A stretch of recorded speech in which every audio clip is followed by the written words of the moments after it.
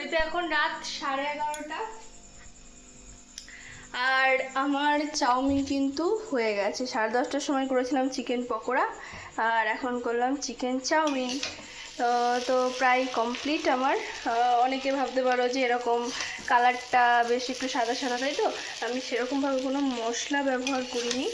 আর তারও একটা কারণ আছে, মানে আমার হাজব্যান্ড বলো তোমাদের দাদাভাই বলো যাই, ও না মশলাটা ঠিক পছন্দ করে না, মানে এরকম কালারটা এরকম আসবে ওটাই বেশি পছন্দ করে। কিন্তু আমরা একটুখানি, মানে আমি মা একটু কালারটা ভালো ভালো ভালো লাগে, তো তার জন্য ওটা তুলে নিই, তারপরে একটু মশলা দেবো।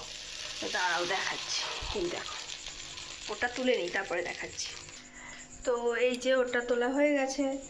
তো আমরা একটু হালকা একটু মশলা দিয়ে নিয়েছি, সেরকম আমরা অতটা খাই না, হালকা পাতলা একটু দিয়েছি। দেখো, আর এই যে এখানে বাদাম ভেজে রেখেছি। তো কেমন হয়েছে চাউমিনটা কিন্তু জানাতে ভুলো না কমেন্টে। আজকের মতো টাটা, গুড নাইট।